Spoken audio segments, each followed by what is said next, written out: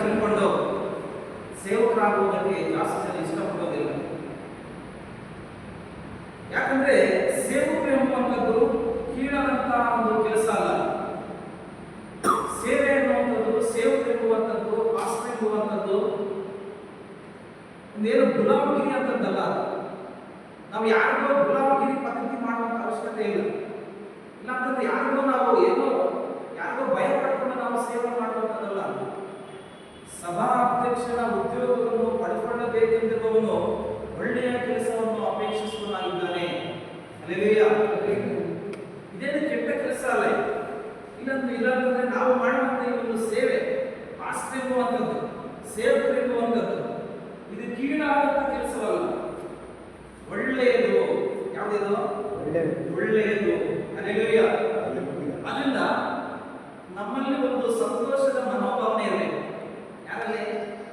ಸೇವಕರಲ್ಲಿ ಒಂದು ಸಂತೋಷದ ಮನೋಭಾವನೆ ಇರಬೇಕು. ಆ ಸಂತೋಷ ಏನಂತಂದ್ರೆ ನಾವು ಸೇವಕರು, ಇಲ್ಲಾಂದ್ರೆ ನಾನು ಪಾಸ್ಟರ್ನು, ಸೇವಕರನ್ನು, ಬಿಷಪ್ ಅನ್ನು, ಇವೆಲ್ಲ ಕೂಡ ಒಂದೇ ಪದವೇ. ಆದರೆ ಕೆಲವರು ತಮ್ಮನ್ನ ಕೀಳರಿಮೆಯಾಗಿ ನೋಡ್ತಾರೆ. ಕೀಳರಿಮೆಯಾಗಿ ನೋಡುವಂಥದ್ದು ಏನಿಲ್ಲ. ಇದು ಒಳ್ಳೆಯ ಉದ್ಯೋಗ,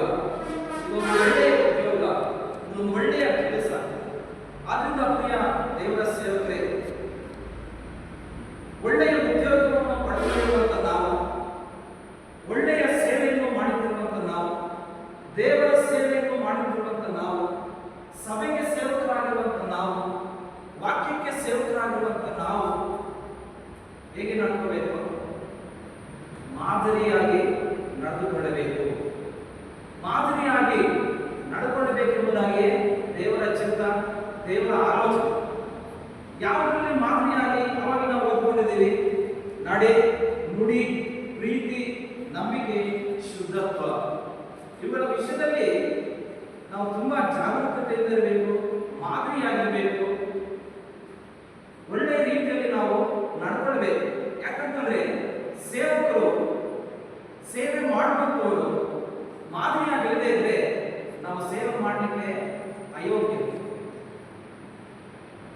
ನಾವು ಮಾದರಿಯಾಗಿರದೇ ಇದ್ರೆ ಸೇವೆ ಮಾಡೋದಕ್ಕೆ ನಾವು ಅನರ್ಹ, ಅಯೋಗ್ಯ, ಇಲ್ಲಾಂತಂದ್ರೆ ಕೆಲಸಕ್ಕೆ ಬಾರದವರು.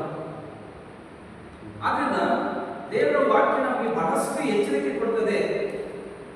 ಬಹುಮಂದಿ ಬೋಧಕರಾಗಬೇಡ್ರಿ, ನಿಮಗೆ ಕಠಿಣವಾದ ತೀರ್ಪು ಇದೆ ಅಂತ. ಯಾಕಂತಂದ್ರೆ ನಾವು ಇರೋದೇ ಸ್ವಲ್ಪ ಜನ. ಯಾರು? ಸೇವಕರು ಇರೋದೇ ಸ್ವಲ್ಪ ಜನ. ಆ ಸ್ವಲ್ಪ ಜನರಲ್ಲೇ ಅನೇಕರು ತಪ್ಪಿ ಹೋಗ್ತಾರೆ. ಅನೇಕ ಜನ ದೇವರ ವಿರುದ್ಧವಾದಂತಹ ಕಾರ್ಯಗಳು ಮಾಡ್ತಾರೆ. ಅನೇಕ ಚರ್ಚ್ಗಳು ಬಿದ್ದು ಹೋಗ್ತಾ ಇದೆ. ಅನೇಕ ವಿಶ್ವಾಸಿಗಳು ಬಿದ್ದು ಹೋಗ್ತಾ ಇದೆ. ಅನೇಕ ದೇವಜನರು, ದೇವರ ಮಕ್ಕಳು ಯಾರನ್ನೋ ನೋಡಿ ಏನೇನೋ ಆಗೋಗ್ಬಿಡ್ತಾ ಇದೆ. ಆದ್ರಿಂದ ಮಾದರಿಯಾಗಿರ್ಬೇಕು. ಮಾದರಿ ಅಂತಂದ್ರೆ ಒಂದು ಉದಾಹರಣೆಯಾಗಿರ್ಬೇಕು, ಒಂದು ಮಾಡೆಲ್ ಆಗಿರ್ಬೇಕು. ಅವ್ರು ನೋಡಪ್ಪ, ಸೇವಕರು ನೋಡಿದ್ರೆ ನಮ್ಗೆ ತುಂಬಾ ಇಷ್ಟ ಆಗುತ್ತೆ.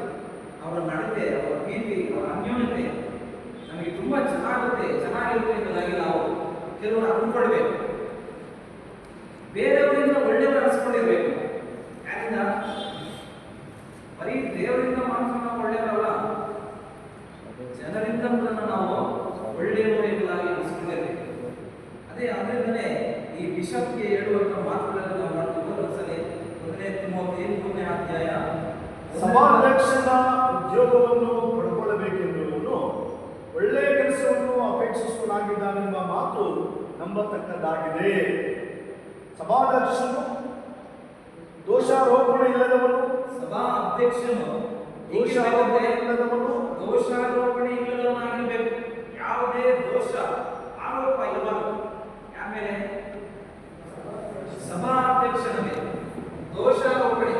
ಮಾಮೂಲಿಯಾಗಿ ಎಲ್ಲರೂ ಎಷ್ಟೋ ಜನ ಆರೋಪಗಳು ಮಾಡ್ತಾರೆ. ಅವನು ಸರಿಯಿಲ್ಲ, ಇವನು ಸರಿಯಿಲ್ಲ, ಆ ಪಾಸ್ಟರ್ ಇಲ್ಲ, ಇವ್ರು ಪಾಸ್ಟರ್ ಇಲ್ಲ. ಕೆಲವು ಸಹಜವಾಗಿ ಬರ್ತಾ ಇರ್ತಾರೆ. ಆದರೆ ಪರ್ಟಿಕ್ಯುಲರ್ ಆಗಿ, ಪ್ರತ್ಯೇಕವಾಗಿ ಕಂಡು ಕೇಳಿರುವಂತಹ ಆರೋಪಗಳು ನಮ್ಮ ಮೇಲೆ ಬಂದಾಗ